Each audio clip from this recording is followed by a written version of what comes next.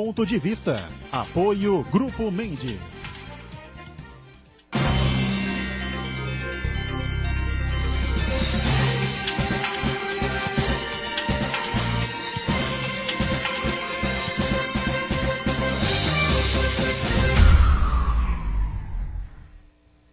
Olá, estamos começando aqui mais um Ponto de Vista. Você sempre com a gente neste horário da 1h30 da tarde, tradição da discussão política e, claro, o debate em cima dos temas importantes, né, que fazem a pauta aqui da cidade, da região metropolitana, temas como política, não é? Educação, saúde, o meio ambiente, transporte, a segurança pública, os assuntos que formam as notícias do dia a dia, não é? Aqui da cidade, da nossa região metropolitana e sempre os temas de interesse nacional. A gente discute e debate sempre com muita profundidade. Reprise do Ponto de Vista aqui na Santa Cecília TV, de segunda a sexta para você acompanhar, sempre a partir das 20 horas, 8 da noite.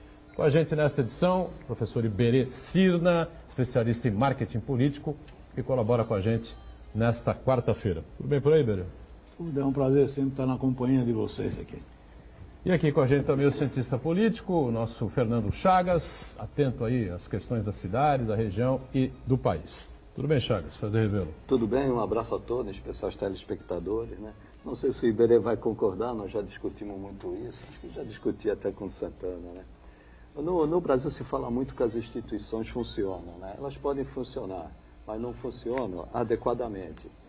Vamos fazer um pequeno resumo. O Executivo não executa. O Temer, presidente da República, não governa desde 17 de maio do ano passado. E legisla por medida provisória. O Legislativo, ele não legisla. Ele troca cargos para apoio político com o governo federal. E o Judiciário que é para compor conflitos, além de legislar, acaba provocando mais conflitos ainda. Essa é a nossa República Federativa, essas são as nossas instituições, né? Só tem uma coisa, Chagas, e quem paga essa parafernália toda, esse circo todo aí, somos nós, viu? Ele só esqueceu de dizer esse quarto componente que somos nós que pagamos. A conta fica para a viúva, né? A conta fica realmente para o contribuinte brasileiro. Já que o Iberê tocou nesse assunto, a Receita Federal, em tributos, ela arrecada por mês 110, 120 bilhões de reais para pagar essa conta. E sempre falta dinheiro porque sempre tem um rombo. Esse ano vai ser um rombo de cerca de 480 bilhões por aí, 500 bilhões, deve ser o rombo. E todos nós estamos esperando o novo presidente da República. O novo presidente da República, nesse imbróglio que é as nossas instituições, ele não vai resolver o problema. Nós temos que definitivamente separar os poderes e cada um fazer o seu papel. É lógico, Iberê, Boturão, telespectadores, tem que ter uma interlocução entre eles. Mas do jeito que está, um está invadindo a seara dos outros e está uma verdadeira balbúrdia jurídica. Isso leva à crise jurídica, isso leva à crise política e leva à crise econômica. Por que leva à crise econômica? Nenhum investidor internacional ou nacional vai investir nessa situação que está o Brasil. Marcos Santana, lá na ponta, acompanhando aí as redes sociais e as nossas transmissões aqui do Ponto de Vista. Tudo bem, Santana? Tudo bem, boa tarde a todos. Chagas, os meninos da Tailândia conseguiram sair da caverna, só que parece que o Brasil não vai conseguir sair dessa caverna que se encontra há praticamente 500 anos. Eu quero cumprimentar você que nos acompanha ao vivo, convidar você a participar do programa, mandando sua pergunta, crítica, sugestão, pelo Facebook. Ponto de Vista com Edgar Boturão ou por e-mail, contato@pontodevista.tv.br. O programa também pode ser acompanhado ao vivo pela internet, santaportal.com.br/tv. As edições anteriores ficam disponíveis no nosso canal no YouTube, na nossa página no Facebook. E você que nos acompanha na reprise às 20 horas, uma boa noite. Muito bem, a situação que o Chagas colocou aqui tem muito a ver, evidentemente, com aquela confusão toda que a gente acompanhou no final de semana, né, com a decisão do desembargador de plantão, que me foge o nome agora. É o Rogério Favretto. Favretto, isso, Favretto. Ficou famoso. Muito famoso, né? Muito famoso. Vai pagar um pato aí agora que ele não sabe muito bem o que espera perante os seus colegas lá do TRF4, me parece, né? Agora... Vai ficar isolado, né, Boturão? O caso foi uma confusão danada, claro que ele vai ficar isolado, né? Ele foi filiado ao PT, trabalhou nos governos Lula, acho que no governo Dilma houve a indicação dele, né, no 5º Constitucional, não foi isso? Foi isso. O governo Tarso Genro também, né? Também. Trabalhou na prefeitura. Trabalhou com a Dilma também. Com a Dilma, enfim, né? Ou seja, falta ética, né? A tal ética foi jogada às favas há muito tempo, né? Porque é o tal negócio, se você tem alguma coisa contra aqui o ponto de vista, né?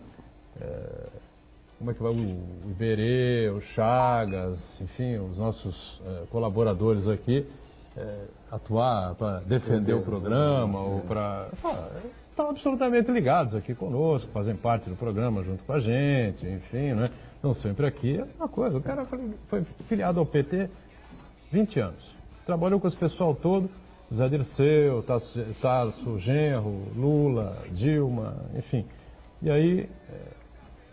a dar um habeas corpus sobre uma situação completamente absurda e foi obrigado ontem a escutar tudo aquilo que a presidente do STJ disse a respeito da decisão dele, né? Para falar o português, claro, não vou me lembrar aqui o termo que ela usou, né? Na decisão que ela tornou pública ontem, foi absurdo, esculhambou, tá certo? Com o cidadão. Mas eu disse ontem aqui, não sei o que pensa o Chagas e o Iberê, o PT, em parte, conseguiu aquilo que queria, né? Só, claro que o ideal era ter o Lula solto, né? Evidentemente, o Lula saísse, enfim, pegasse o avião, viesse para São Paulo, sei lá.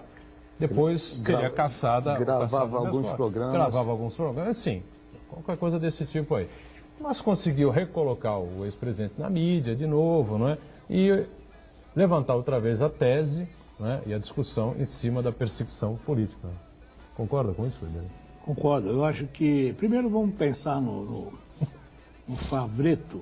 Ele recebeu um monte de puxão de orelha, todo mundo escangalhou com ele, mas ele vai possivelmente para casa, ficar um tempo ganhando lá seus 40, 50 mil reais, continuando, ninguém vai mexer com ele. Não mexe. Ele não altera em nada, fica Pode até ser aposentado compulsoriamente, recebendo o salário integral. Isso aí não é muita novidade. É lógico que o encontro dos pedidos, antes até dele assumir o plantão, aquilo já estava pronto, isso é uma confusão toda. E que louve-se aí a esperteza do próprio Partido dos Trabalhadores. Eu acho que essa colocação que o Edgar faz é muito pertinente. É exatamente isso que o Partido dos Trabalhadores queria.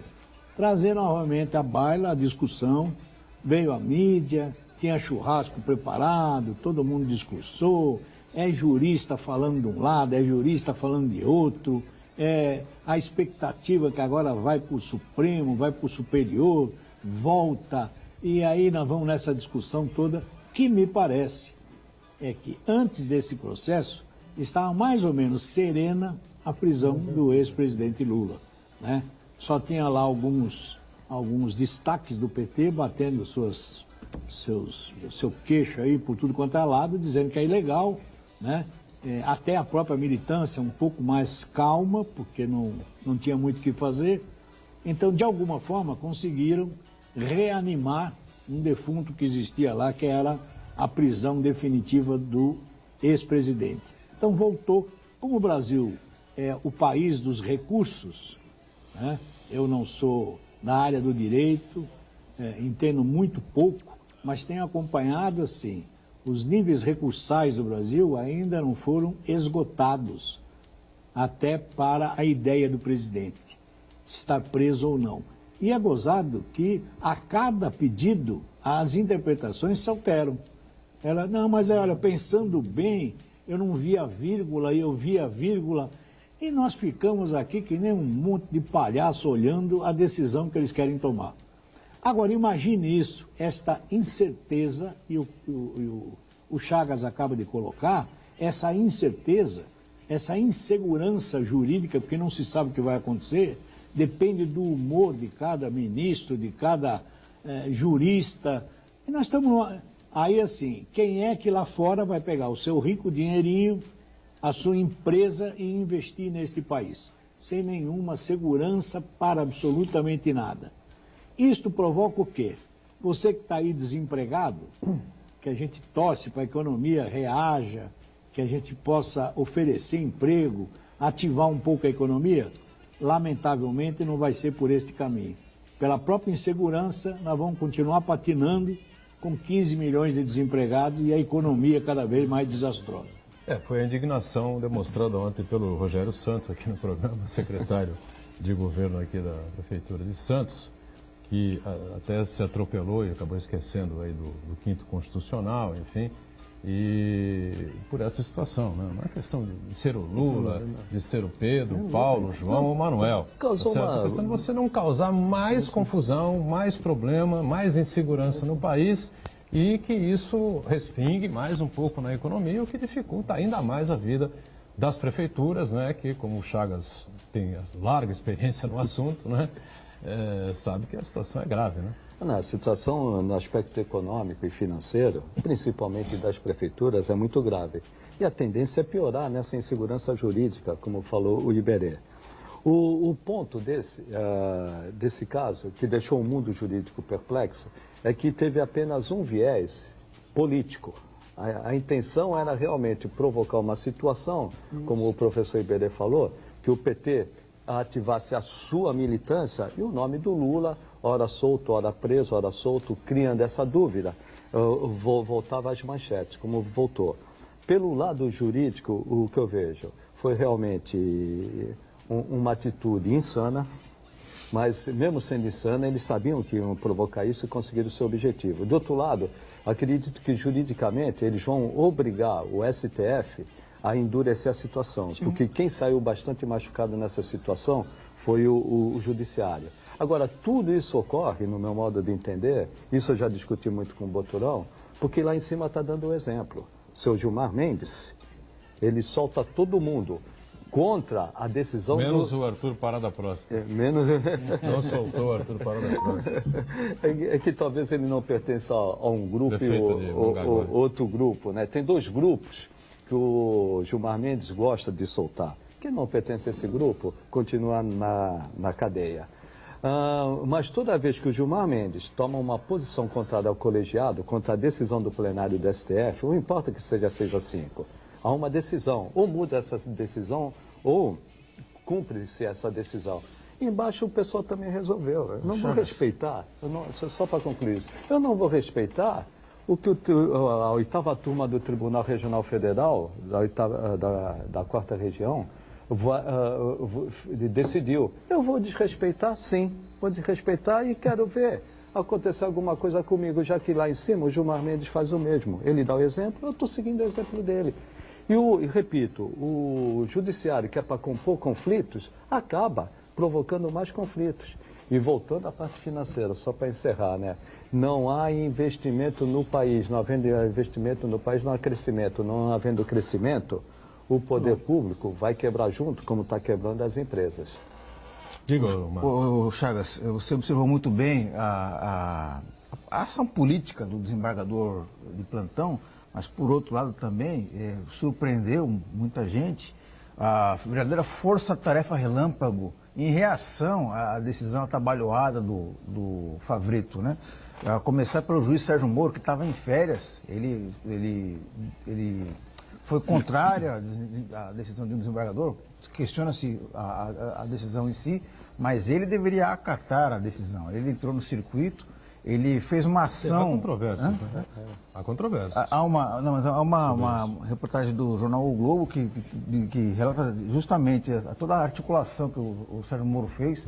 Ele foi consultado pelo delegado da Polícia Federal se deveria ou não soltar. Ele, oficiosamente, ele proibiu, falou que ia reverter a decisão. Ele articulou com o desembargador, relator do processo do Lula. Depois ele articulou com o desembargador, o presidente do TRF4. Quer dizer, quem tinha dúvida de que o ex-presidente Lula é tratado de uma maneira diferente em relação a outras pessoas, agora não tem a menor dúvida, né? Mas então isso daí é perigoso, o Chagas, que isso daí abre um precedente para que qualquer juiz do Brasil, de primeira instância ou de segunda instância, ele haja ao seu bel prazer, ele atropele os trâmites, as hierarquias, a partir do momento que ele é contrariado na sua decisão. Isso a gente está vendo muito não só em relação ao juiz Sérgio Moro, em relação aos juízes do Supremo Tribunal, aos juízes, aos desembargadores do TRF4 e até mesmo ao desembargador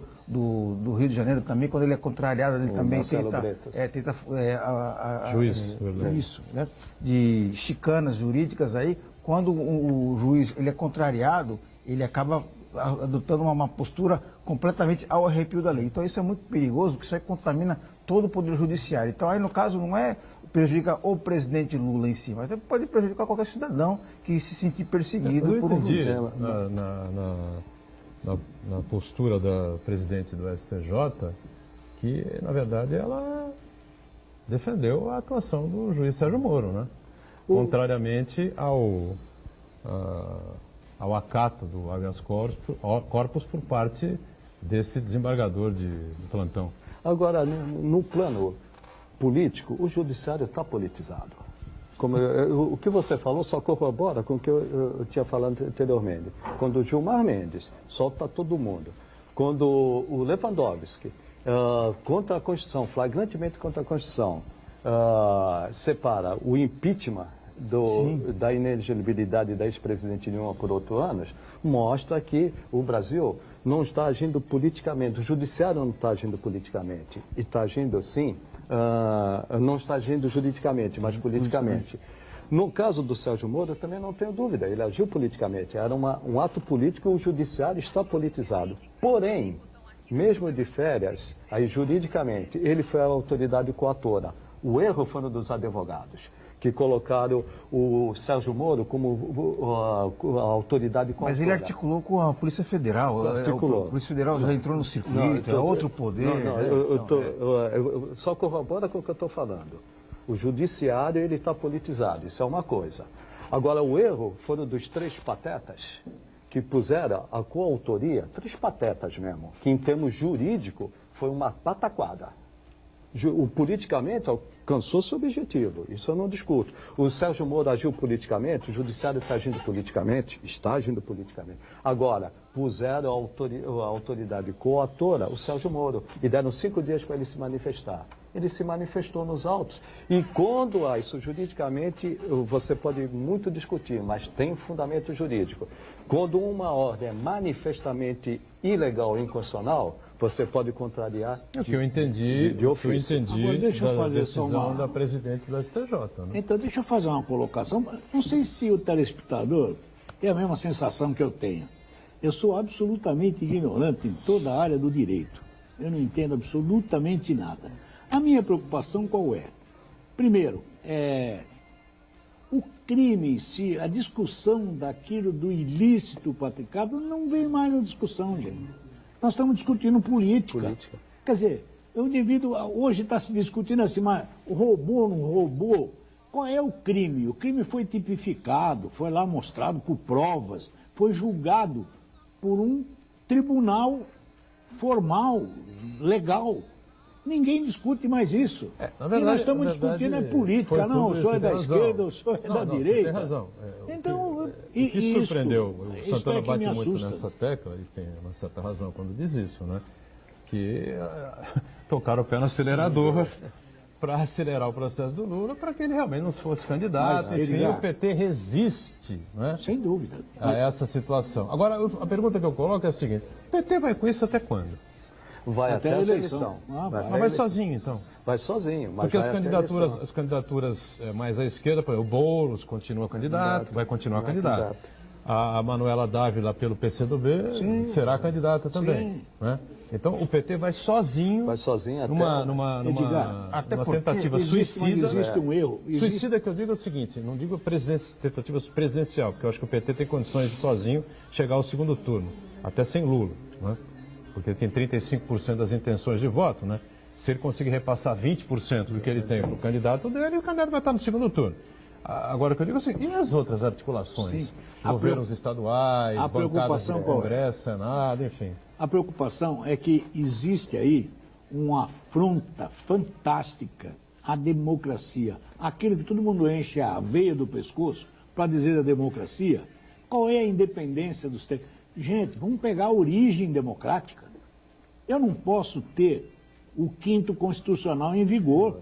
Eu não posso estar aí o executivo indicando ministros, desembargadores, a bel prazer. É óbvio que vai politizar. Então, esta coisa tem que ser discutida lá atrás. Nós estamos tendo uma falsa democracia, entendeu? Dizendo que isso é um processo democrático. E vamos resgatar o que é democracia. É a independência dos poderes e que eles sejam harmônicos. Isto é o que diz a democracia. E, no entanto, nós estamos aqui cada vez mais politizando todos os poderes. Ninguém discute isso. Não vai se resolver esse processo nunca, porque ainda eu continuo tendo os poderes políticos, as grandes oligarquias, indicando juízes, desembargadores, indicando para tudo quanto é lado. Então não vai ter solução, gente. Vai ter que se discutir. Não se discute mais neste Brasil o crime. Não se discute mais o ilícito. Discute-se tendências políticas. Isso é que está errado. Intervalo, voltamos daqui a pouquinho na sequência do Ponto de Vista, já já.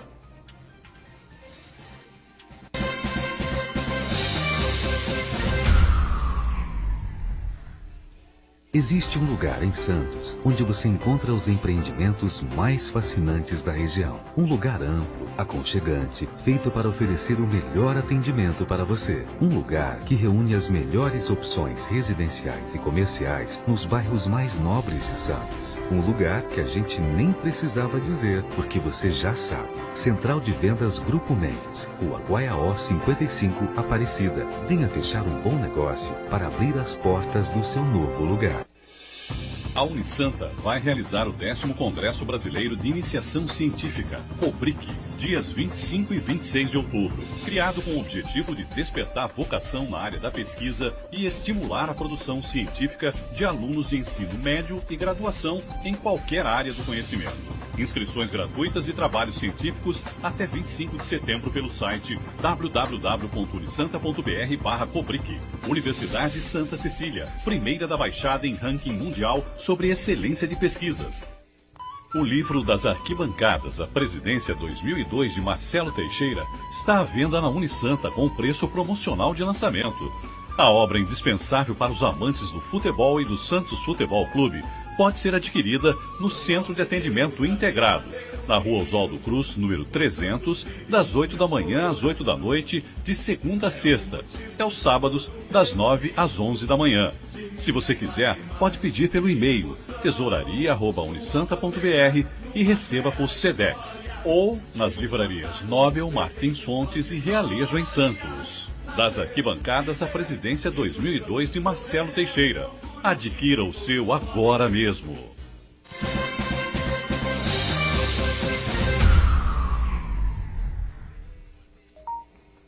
Muito bem, sequência do Ponto de Vista aqui com o professor Iberê, com o Chagas, o Marco Santana aí acompanhando as redes sociais, né? E citado há pouco o ministro Gilmar Mendes, que em tese solta todo mundo, não deu habeas corpus ao prefeito, agora é ex-prefeito já, né? Ex-prefeito, tem certeza que já é ex-prefeito? Não foi caçado ainda. Não foi caçado ainda. Prefeito afastado, ainda não... de Mongaguá, Arthur Parada Próstata, que está preso, né? Porque naquela investigação em cima da desvio de verbas e merendas escolares, enfim, ele teve a sua casa invadida pela Polícia Federal e lá descobriram 5 milhões de reais entre a moeda real e a moeda dólar, né? E não consegue explicar de onde veio, sobra de campanha, herança, mais isso e mais aquilo. E a prefeitura está lá, né? Não, mas inclusive o mais curioso o vice também é afastado. É a discussão de quem vai assumir, se o vice que já foi liberado ou se é o presidente da Câmara que quer continuar. Então, continua o capítulo de Mongaguá numa discussão ferrenha. A Câmara que tem lá inquéritos contra o vice, que já foi liberado pelo Gilmar, entendeu? Para assumir, ele não pode assumir. Então, esta coisa, Mongaguá não se acalmou ainda, não. E não vai se acalmar tão cedo, né? Que a gente está sentindo, né? É provável que façam a cassação dos dois, né? De novo, não tem uma decisão definitiva e uniforme. Sim. Serve para um, não serve para outro. Não há segurança jurídica. Como não vai haver segurança jurídica nessas eleições, como o Boturão falou, vai até o final, vai até... Mesmo em que pese prejudicar os governadores, os deputados, inclusive governadores do PT são contra esse ato, mas esse ato vai até o final. A intenção, como nós discutimos lá fora, é esperar os inúmeros recursos, a morosidade da justiça para levar o presidente Lula não à eleição, mas a foto dele à urna. Para que se... As urnas têm que ser fechadas com antecedência. No caso de Mongaguá, deveria pelo menos ter uma decisão que ela permanecesse até o fim do mandato, para dar uma garantia para o município viver minimamente, constitucionalmente e legalmente. Isso não há. Ora está um, ora está outro. Ora está o presidente da Câmara, ora está o vice-prefeito. E quem paga com isso? Quem paga com isso é o morador. E quando eles se tranquilizarem, ainda tem a possibilidade de soltarem o Arthur. Tem essa possibilidade. Tem essa possibilidade dependendo dos argumentos jurídicos, porque tem o habeas corpus do habeas corpus, é o recurso do recurso, é o embargo do embargo. Não seria óbvia a renúncia do prefeito Arthur e do vice? A melhor solução seria óbvio isso. Mas aí ele vai assumir... O Michel Temer não era óbvio também? Mas aí ele vai assumir a culpa. Nesse contexto aí... Ele vai assinar a culpa. Ele vai assinar a culpa. Mas não tem mais condição política para levar a cidade, né? Mas ele assume a culpa. Mas o caso seria convocar novas eleições, que deixar a população definir. Mas ele tem recurso ainda, ele está dizendo, a justificativa dele, que foi recusada, é que aquilo é sobra de campanha e herança mas do pai dele. Depois do episódio, ele não tem mais condição política de conduzir a cidade. Não, ele não tem nem condições de andar na cidade. Se ele assumir o poder, ele não governa. Pode ter a condição legal, mas sobra de campanha, moral, né? Que ele alega, mas campanha rica, hein?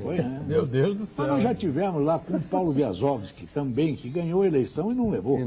Quer dizer, por conta de abuso de poder econômico. Foi exatamente. Antes da eleição, né? Como é que chama? O mural lá que ele colocou, né? O outdoor. Outdoor que o pessoal dele colocou, enfim, não podia. E também não virou, não conseguiu revirar. Não conseguiu revirar, acabou reeleito, mas perdeu no tapetão. E aí é que ganhou o Arthur Parada Próxima, né? Que é bom que se coloque. É a quinta vez que Arthur é prefeito. Quinta vez. É a quinta. Não é recorde, a primeira. Né? Não, Mourão está com ele, né? Não, Mourão. Mourão é o quinto mandato também, né? Mas o mais antigo é o que tem 8. Quem tem 8? Que é o Biaso, prefeito de Aguaí, com 80 anos de idade. 8 vezes prefeito da cidade. Bom, isso é bom. Agora, para que a pessoa entenda exatamente o que a gente está discutindo aqui, era bom rememorar rapidamente essa sequência de recursos que o PT pretende utilizar para tentar viabilizar o Lula até o final. Ou viabilizá-lo ou mantê-lo, né, como candidato até o final. Primeiro, tem a questão agora fecham as coligações, enfim, e até o dia 15 de agosto tem o limite. É o limite, tem que registrar no Tribunal as Superior Eleitoral. candidaturas de presidência da República no Tribunal Superior No dia Eleitoral. 15 de agosto, óbvio, o PT vai deixar para o último instante. Isso, último minuto, registra. Registra a candidatura do Lula no TSE. O que eu vejo, de ofício, eu entendo que pode, o presidente Lula não preenche todos os requisitos da ficha limpa. O Fux vai indeferir a candidatura dele. Ele vai entrar com recurso. Esse recurso tem os prazos legais. Ele vai... É decisão do ministro, do presidente do TSE. Do TSE. Ele vai recorrer ao Superior Tribunal de Justiça. Não, ele recorre... Não, recorre primeiro ao tribunal. Depois vai no STJ, tem os prazos legais. Vai no STF, tem os prazos legais. Mas aí que está o problema. Enquanto o presidente do tribunal recusa de ofício a candidatura dele, ele se mantém candidato? Se mantém, lógico. Se mantém recurso ainda. Até transitado e julgado. Até no último programa que eu participei, o Marcos falou, são 145 prefeitos que foram eleitos assim. Eu até falei, o peso do presidente da República é diferente de 145 prefeitos, né? O que eu vejo é que eles vão tentar acelerar. A minha dúvida é se o PT vai conseguir o seu objetivo antes da Justiça decidir definitivamente transitar de julgado. Aí nós temos um prazo em 20 de setembro, que é a formatação das urnas eletrônicas. Isso. O rostinho de todos os candidatos lá, a urna é fechada, empacotada. Se depois que a carinha do seu Lula estiver lá, mesmo não sendo candidato, é o que vai ter na urna. Então você tem uma variável Mas o interveniente. TSE pode aí. recusar o recurso. Pode. Pode, não aceitar recursos e está confirmada a decisão do presidente. Pode. O Superior Tribunal de Aí ele vai Justiça para o também não. STJ, ele vai para o STF. O que eu vejo, todos vão recusar, até chegar no plenário do STF. Há tempo hábil A para... grande dúvida é exatamente essa aí. Qual que vai ser a velocidade da tramitação lógico, desse é processo, né? Se vai ser antes de selar as Até urnas. pela condição de dar maior segurança jurídica e institucional para a eleição, eles vão acelerar. Aquilo que você fala, o Lula acelerar o processo dele. Vão acelerar. Mesmo acelerando, eu tenho dúvida se vai dar tempo. Sem dúvida. Porque são tantos os recursos, basta ver os recursos que a defesa já do presidente já apresentou. É o embargo dos embargos, do embargo declaratório dos embargos infringentes, e assim nós vamos enrolando até o final. O que eu vejo, a hora que cair com o relator, dependendo do relator, ele manda direto para o plenário. Se for um relator que lá no Supremo Tribunal tem a Câmara de Gás, que é a primeira turma, é o Jardim do Éden, que é a segunda turma. Se cair na Câmara de Gás, vai direto para o plenário. Se cair no Jardim de Éden, ele ainda vai... E se for para o plenário, eu posso pedir vistas. Pode pedir vista. Está escrito lá. Pode. Não, e gente, tem muito... É assim, também lá nós vamos adotar, não é só o Congresso, viu? O Judiciário também é calma lá. Vamos ver como é que vai ter como é que vai andar isso. Professor, eu tenho uma dúvida. Parece que tem nesse calendário eleitoral tem um limbo aí para o Lula e o PT, que pode acontecer a velocidade dos recursos tramitarem de uma maneira de que quando a decisão definitiva sair, não seja mais possível o PT substituir o candidato. Então, no caso, a candidatura seria completamente anulada. Exatamente. Não, mas eles não vão chegar a esse ponto. Eles vão substituir antes. Mas depende da velocidade dos julgamentos de recursos. Não, mas aí que se eles sentirem isso, eles vão substituir. Né? Mas eles têm lá um prazo extremamente curto para trocar esse nome. Você vai lembrar aqui do Gilson Bargieri, em Peruíbe, que trocou... Uma semana antes, sabe? Pela filha. A filha. Pela Milena Bargieri, que até se tornou prefeita. Com a foto do pai. A foto do pai. E isto foi uma questão de, acho que uma semana, se tanto. Tem um prazo muito curto para que você possa indicar... Se não me falha a memória, agora de cabeça, não tenho certeza, parece que são 10 dias. Eles retiram a candidatura. 10 dias antes da eleição. O irônico dia é da eleição. que a gente está falando isso tudo e um detalhe, o Lula preso, Lula na cadeia. O Aldo Neto aqui colaborando com a gente, que é um dia antes da eleição. É um dia antes, Um dia antes da eleição pode haver essa mudança, essa pode, substituição. dependendo da argumentação. Mas aí que está. A questão do Justo Bargelli, ele foi. Eu acredito que tenha tido uma semana modificação. antes. Eu acredito que tenha tido uma modificação na reforma eleitoral. Se não me falha a memória, 10 dias. No caso do Bargelli, vigorava um dispositivo. Esse dispositivo foi... Depende do motivo da cassação. Foi alterado 10 dias para justamente você pode não ter o ver falecimento. isso. Nós tivemos casos no Brasil. Sim. Entendeu? Então tem lá uma... O candidato pode falecer, evidentemente, né? Não é o caso agora, mas pode acontecer também. Na prática, o que eu vejo, ele não é candidato, mas ele vai até o final, até no limite. Se a candidatura dele for anulada, o PT não puder apresentar candidato, ele sai antes. Agora, candidato, eu não vejo condições dele ser. Agora, se ele tiver um candidato e as urnas já estiverem configuradas, entenda que o Brasil vai votar com a foto do Lula. É isso que eles querem. E isso é uma variável interveniente fantástica no processo eleitoral. Inclusive, essa manobra jurídica para efeito político era para tirar o Lula durante uns dias da cadeia, para ele gravar comerciais, para a fala dele, ele é comunicativo, ele é carismático. Mas isso tinha solto em redes sociais? Não, gravar para o futuro. Para programas do PT? Do PT. Mas e a Justiça Eleitoral não ia tirar do ar isso? Não, se tivesse subjúdice, ele poderia vir apresentar só na época. A gravação seria hoje. Na época que esteja como candidato subjúdice. Isso subjúdice ele pode fazer qualquer coisa. Pode. Ainda não esgotou, até discussão que eu não acredito que vá prevalecer, que ele pode gravar na cadeia. Aí eu vejo que tem um limite à sua liberdade, né? Todos são iguais perante a lei, todos têm que ter os seus mesmos direitos durante uma eleição, todos os candidatos sim. Mas aí eu acredito que a liberdade dele, neste caso, está cerceada. Mas há quem defenda, e eles vão defender isso, vão entrar com ação que ele pode, inclusive, gravar dentro da cadeia. Então, Então vai ser um... Mas o preso, em tese, não perde o direito, transitado em julgado. Só transitado em julgado. O Lula, ele não vai ser candidato... Transitado em julgado é que perde os seus direitos. Os seus direitos políticos. De cidadania, direitos Isso. políticos e tudo. Ele não pode participar da eleição Por conta da ficha limpa, não por estar preso. Se ele tivesse preso e transitado em julgado, ele perderia os seus direitos políticos, mas não transitou em julgado. Tem essa... Ou seja, essa é uma interpretação confusão jurídica, estupidez jurídica. Né? Isso só vai se resolver, primeiro, quando o STF sentar de novo, olha, prende ou não prende segunda instância? Tem que ter um final disso. Prende ou não prende, seja 6-5 para um lado ou 6-5 para o outro. E uma reforma... Parece que a Constituição é clara, né? Está clara, está escrito ali para quem quiser ler. Mas tem uma discussão aí semântica interessante, que diz que diz assim, pode, julgado em segunda instância, ele pode, não é que deve, pode ser preso. Essa é a grande discussão. Por esta razão, alguns ministros do Supremo falaram, bom, lendo desta forma, realmente nós vamos reformar o voto. No meu modo de entender, professor Iberê, transitado em julgado... Não é essa a posição de nenhum dos operadores de direito que passam aqui pela bancada. Mas o operador de direito que passa pela bancada, a par da qualidade, que eu acho que deveriam instalar os operadores que passam aqui, sabe? Mas você pega um Elias Jacó, que é um professor, você pega outros tantos, Armando, tantos outros aí, que deveriam estar em cargos, mas infelizmente a caneta e a capinha tá lá com aqueles 11 lá, ué.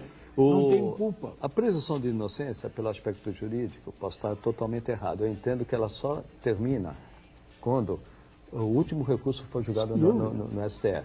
Porém, devido à impunidade dos inúmeros recursos que quem tem um bom advogado e tem recursos para pagar um bom advogado e tem dinheiro para apresentar todos os recursos, leva à impunidade. Levando à impunidade, eles deram uma interpretação na Constituição que, terminado, porque o fato se discute, se ele cometeu o crime ou não, na segunda instância. Sim. Depois, o que se discute? Se discute as formalidades, se foi legal ou ilegal, se tem algum vício processual naquele julgamento. Por isso que eles entendem, né? Como não discute mais o fato, transitou em julgado. De acordo com Elias Jacó, discute-se provas e discute-se o fato de novo, se for o caso, no STJ. Tem essa posição, porém... Disse isso aqui semana passada. Porém, o STJ, com todo o respeito que merece, foi até meu professor, né? O STJ ele tem entendido que o fato não se discute mais, embora, é lógico. Não, muitos operadores e defensores dessa tese dizem o que você está dizendo. Né? Como sempre, o direito ele é subjetivo, não é matemático. Pode ter entre os ministros do STJ entender, não. Tem sim, tem que discutir provas e tem que se discutir fatos, sim, tem o direito. Por isso tem que ter uma decisão colegiada. Por isso é que nós estamos nesse angu de caroço, que ninguém sabe para onde vai, quem é que vai decidir, quem é que manda. A situação fica cada vez pior. Cada vez pior. Então, a eleição se aproxima, fica essa dúvida no ar. O entendimento dos ministros ele muda de acordo com quem é o paciente, sem dúvida, sem dúvida. Sem discutir as decisões dos dois. Gilmar Mendes conhece muito de direito. O Luiz Barroso conhece muito de direito. E eles têm posições opostas. Mas, gente, agora, o Gedel foi liberado por falta de prova. Um dos processos. Então, uma falta de prova. Aqueles 51 milhões que acharam lá na coisa. Gente, o Brasil virou uma brincadeira de mau gosto. Lamentavelmente, essa coisa assim, cada um fala o que quer, solta quem quer, prende quem quer, defende quem quer. E nós pagamos a conta, é só isso. E não adianta, não, sabe? E nós estamos que nem bobo assistindo a televisão, com 11 ministros discutindo, falando de uma forma, uma verborragia, uma coisa que você tem que assistir lá com o dicionário do lado, porque não entende metade do que eles falam. Aí, perfeito. E quem é que está pagando a conta? Somos nós, gente.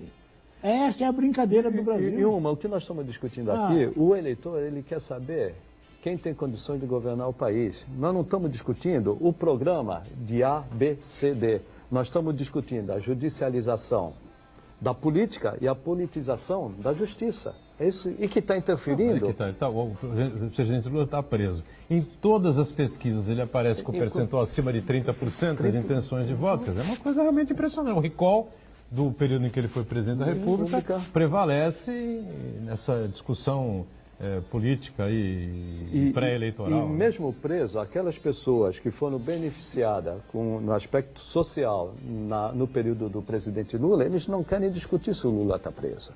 Eu voto no Lula. Ao outro lado também, que independentemente do país ter melhorado e até favorecido os empresários e os banqueiros na época do Lula, se você perguntar para outra ala, eles não querem mais a volta dele. Eles não querem mais a volta dele. Não sei, essa coisa é muito confusa. A preocupação que eu tenho é que até a classe política pensa no próximo presidente que possa livrá-los da cadeia ou não. Com certeza. Ele não está preocupado com o plano de governo, não está preocupado com a educação, nada. Certeza. Ele está preocupado com o seguinte, quem é que nós vamos pôr lá? Se puser um louco lá, capaz do cara deixar prender a gente. E tem Professor muita Iberê, gente na fila. Com todas as pataquadas que a ex-presidente Dilma fez, ela realmente pedalou. Mas não foi a pedalada que a derrubou. Não. O que a derrubou foi que ela não segurou a economia, que ela estraçolou a economia e que ela não conseguia segurar a Lava Jato. E os atos do Temer, depois, provaram que queria matar a Lava Jato. Só que ele ficou bastante enfraquecido. Mas aí você, nem governa mais. Você assiste a dupla que devia gravar um CD, Renan Calheiros e Lewandowski, no Senado, lendo até onde eu quero, até onde a vírgula é bom. Então, olha, ela cometeu o erro aqui, diz que... Mas não, vira de ponta cabeça. Então isso virou uma bagunça. Queriam tirar ela, tiraram. Muito bem. Para pôr quem? Não sei. Para fazer o quê? Também não sei. Para estancar a sangria, né? A sangria. Quem disse isso foi o Jucá. Romero Jucá, né? Um intervalo mais, já. O Supremo com tudo. Também é verdade. Já voltamos com o ponto de vista, em instantes.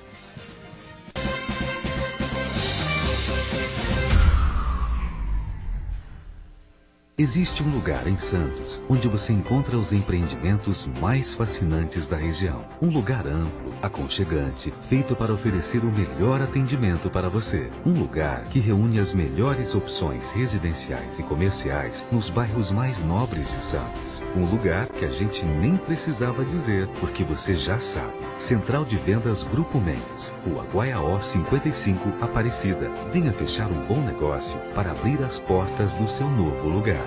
Santa Cecília TV no canal 52.1 HD. Se você ainda está com dificuldade de sintonizar a Santa Cecília TV em alta definição pelo sinal digital, você precisa escanear os canais da sua TV através da autoprogramação no seu controle remoto.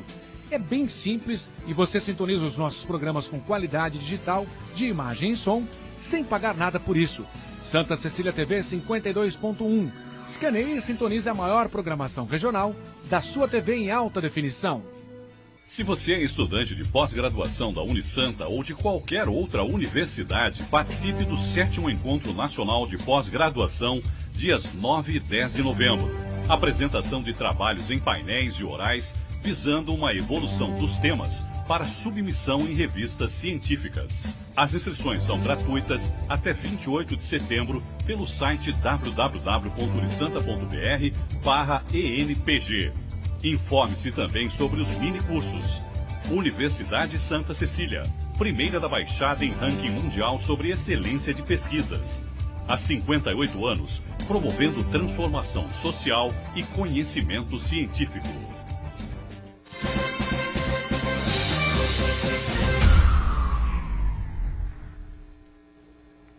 Muito bem, voltamos na sequência do ponto de vista. Faltou dizer no bloco passado, né, que o menor que quem fez foi o Datena. Né?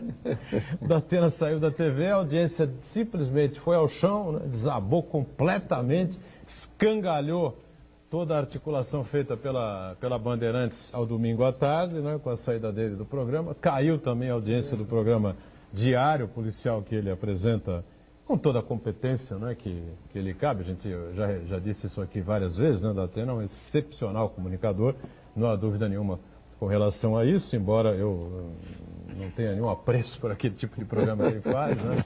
não gostaria de apresentar esse tipo de programa de jeito nenhum, sangue no ar ali o tempo todo, né? Agora, curioso, né? Você colocou como candidato, pré-candidato ao Senado. Será que ele não sabia o que vinha pela frente? O que eu soube é que ele se surpreendeu. Na realidade, até conversando com o Boturão fora do ar, ele não é do ramo.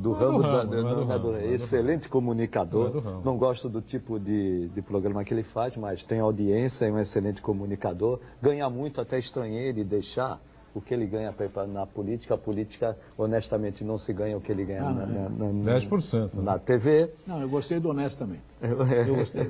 Muito bem colocado. Muito bem colocado. Aí, ele foi fazer política. Primeiro, ele criticou a segurança do estado de São Paulo.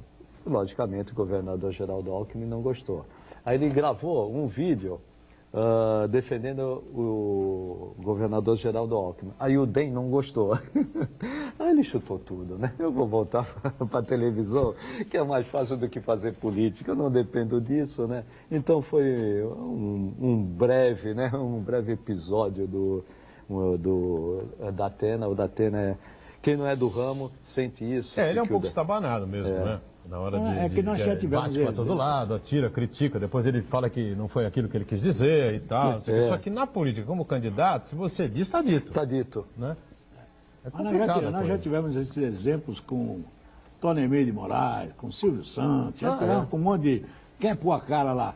Agora, quando é um palhacinho, então, aí vai, tiririca e coisa. Agora o Luciano Huck também saiu até antes. O Luciano Huck também saiu, vou voltar atrás, deixa eu aqui que tá bom. Então, as pessoas se encantam um pouco com a política, mas o ser político, para a gente que mexe com isso, é um ser especial, gente. Que para entrar na política e viver, e aí vou usar a palavra honestamente, é coisa para leão, viu? É coisa para leão. Bom, nós tivemos um aumento do pedágio, novamente aqui no estado de São Paulo, né?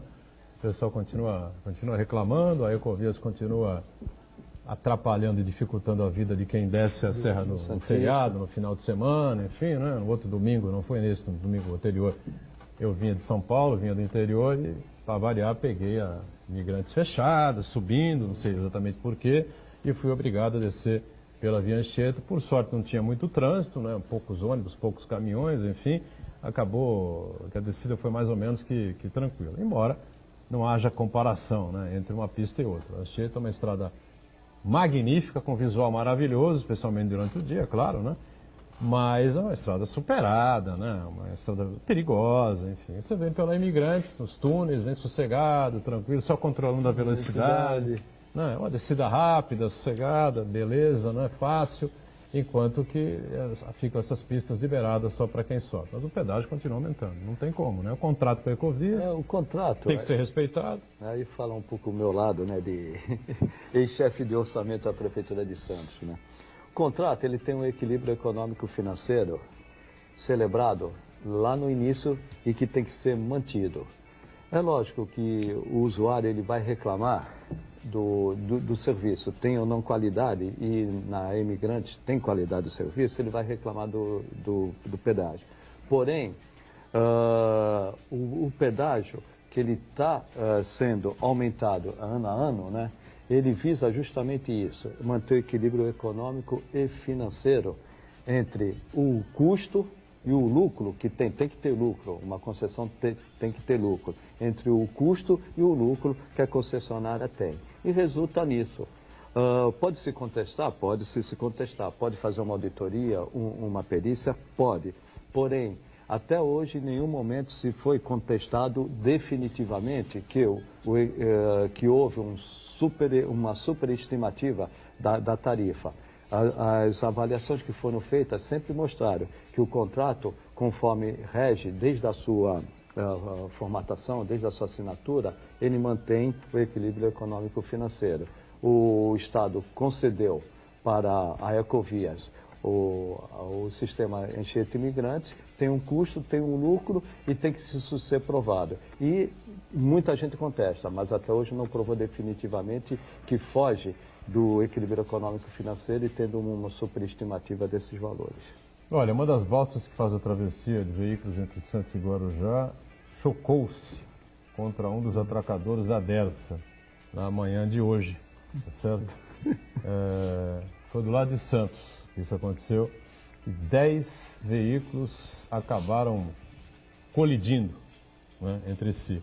Segundo informações da Dersa, né, que é responsável pela travessia, o acidente ocorreu por volta das 9 horas da manhã, né, durante a operação da embarcação da balsa FB-27. A empresa diz que a balsa apresentou falha mecânica no momento em que se aproximava do atracador do lado de Santos. E isso é que provocou o choque. A colisão fez com que, então, os carros que estavam na balsa batessem entre si. Imagina o prejuízo dessa situação. E quem vai pagar isso aí, hein? De quem é essa conta aí? É o Dersa que vai pagar? Não? Com certeza. Você acha que não? Lógico que vai pagar, sim. Tem que pagar. Na verdade, ela está prestando um serviço, ela tem que ser responsável por ele. Entendeu? Agora, o que é assustador, né? De vez em quando você vê pela TV aí as construções feitas pelo mundo. Eu estive vendo agora a maior construção do globo terrestre, não sei se chegaram a ver, que é a cobertura de Chernobyl. Chegaram a ver isso? Não cheguei, não. Porque Chernobyl tem que ter uma proteção anti-radiação. Não sei se o Marcos viu isso. E essa construção é a maior em aço, né, do planeta Terra. E os caras conseguem fazer, eu não consigo fazer uma ponte aqui de 500 metros, rapaz. É uma confusão desgraçada. E os caras conseguem fazer uma lá que é, não sei se 50 guindastes automatizados e nele vão levar da Lua, dá para ver essa construção. Aqui nem do avião dá para ver a ponte, ninguém consegue fazer, gente. Isso é um verdadeiro escárnio, isso de tantos anos que está se discutindo. Agora vai ter a ponte, legal. Mas isso aqui, gente, no berro, eu já brinquei aqui, se você juntar todas as balsas, dá para virar uma estrada. Junta todas elas assim, faz uma avenida, entendeu? Lá vem lá vem o navio. Tira as balsas. Fica mais fácil. Professor, não é possível. Eu já lembrei isso aqui no programa anterior, mas acho que sempre vale a pena lembrar. Em 2012, a cidade de Hamburgo fez uma festa para comemorar os 100 anos de um túnel que passava embaixo do porto de Hamburgo lá, 100 anos atrás. E aqui a gente patina há mais de 200 anos. Canal da Mancha, né? Canal da Mancha, enfim. Bom, tem exemplos assim, mas os principais exemplos talvez, os países como a Alemanha, como França, Inglaterra, enfim, a gente deve deixar de lado, né? Pegar os exemplos dos países que têm uma certa dificuldade financeira maior, como é o caso do Brasil, mas realmente não se justifica, né? Quase 100 anos que se fala em 3 ligações secas, dizia Alexis Maia, né? A Alemanha tem uma ponte invertida, o rio passa por cima, não sei se viram, isto feito pelo homem. Mas isso eu não conheço, são coisas malucas. O Canal da Mancha só vai ter um probleminha provavelmente domingo, né? Inglaterra e França podem fazer a final, né? Aí vamos ver como fica o Canal da Mancha lá, né? Agora, eu não sei, a possibilidade é muito grande de que realmente esse projeto da Ecovias Estrada, né? Ligando Anchieta até Saguera, realmente sai do papel, aconteça ao interesse financeiro da empresa em fazer isso. Ela prorroga o contrato por 8 anos, e todo interesse, eu acho que realmente vai acabar realmente acontecendo, né? O projeto deve ser ainda resolvido e apresentado este ano, e para que as obras comecem, acho que em 2 anos, talvez 1 ano e meio, 2 anos, a estrada, ou essa ligação aí, estará pronta, né? Mas mesmo assim vai ficar faltando a outra, seria uma ligação de veículos, de automóveis, vans, enfim, que podia ser feito ali na Rodrigues Alves mesmo, lá com a Prainha, veículos de porte também, viu, de baixo impacto, enfim. Né? Assim, nós vamos ter uma alteração possível, né? Vamos rezar para que não tenha alteração no governo do Estado, né? Você acha que se houver alteração? Se houver alteração, vamos judicializar, não, o antecessor assinou, não devia, pode, vamos rever. Já disse isso aqui, né? Então, e nós ficamos sempre naquela, viu, Carioca? Vai ter, não vai ter, depende do resultado das urnas e de quem a gente vai escolher. Sem dúvida nenhuma. Se for o atual governador reeleito, a situação fica mais tranquila em relação à realização dessa obra. Isso é óbvio, né? Pelo menos no plano jurídico e financeiro, o Tribunal de Contas do Estado já deu ok, pode haver a prorrogação mantém-se o equilíbrio econômico e financeiro do contrato da Ecovias com o Estado, prorrogando o contrato. E é lógico que vai ter o pedágio ali naquela ponte, né? Mas já é um início. Agora, como o Iberê falou, né? Vamos ver a política, né? Sem dúvida. E a questão da economia, né, que nós abrimos falando um pouco sobre isso, né, o meu caro Fernando Chagas, que acompanha diariamente, né, momento a momento, minuto a minuto, né, a situação. Eu vendo ontem lá os gráficos na Globo News, lá do João Borges e do Carlos Alberto Sardenberg, né, na verdade a situação está realmente difícil, muito complicada, inclusive pela política econômica estabelecida pelos Estados Unidos, esse início de guerra comercial com a China, enfim, isso realmente não vai ser bom para ninguém, eu não sei até onde o Donald Trump vai levar isso. Enfim. O coitado do Brasil, ele está no meio de um tiroteio entre China e Estados Unidos. Eu não tenho dúvida que o psicopata do Trump vai entrar numa guerra comercial e vai prejudicar a médio e longo prazo o mundo inteiro. Mesmo que não prejudique, só esse movimento, se não me engano é hoje que iniciam as sobretaxas, sobre tarifas, das mercadorias importadas pelos Estados Unidos. Ele hoje está em Bruxelas para uma reunião com a União Europeia. Né? Ele vai impor, sim, ele vai impor, vai haver uma guerra comercial. E expor já faz com que o mundo trema e o dólar dispare. E além disso, do problema internacional que leva o dólar a disparar, não por uma questão interna, mas externa, a insegurança mundial é muito grande, então não vamos correr risco em países emergentes. Vamos tirar o dólar desses países e colocar no lugar seguro, que por incrível que pareça, o lugar seguro são os Estados Unidos, né? E outro lado, o nosso problema interno. A economia aqui, o nosso problema não é bem econômico. Os juros caíram, a inflação caiu, vai subir um pouco agora por causa da greve dos caminhões, mas depois volta a cair. O desemprego é o grande problema. E a dívida pública também é um grande problema. Se de um lado juros caem e a economia começa a crescer, tem condições de crescer razoavelmente, do outro lado, o desemprego que não vai voltar tão cedo atrapalha e a nossa dívida pública.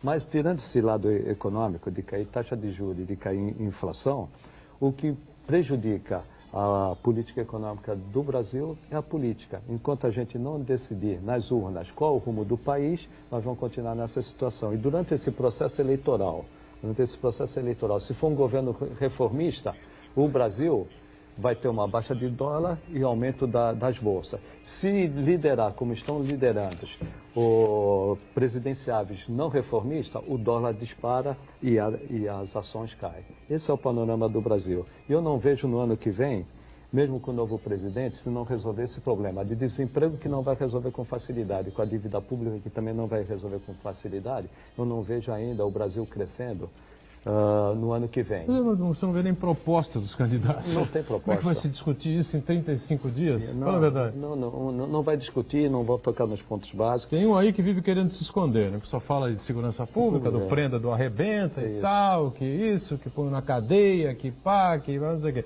Agora, um projeto, uma ideia de Brasil, ele não passa de jeito nenhum. Né? Acho que nem tem. Nem tem. Quando ele conversou com os empresários da Avenida Paulista, saindo decepcionado com as suas propostas, né?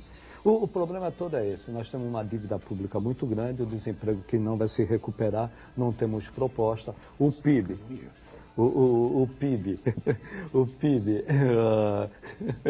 professor Iberê é bom. O PIB vai crescer no máximo esse ano 1,5% e no ano que vem não vai crescer mais de 2%.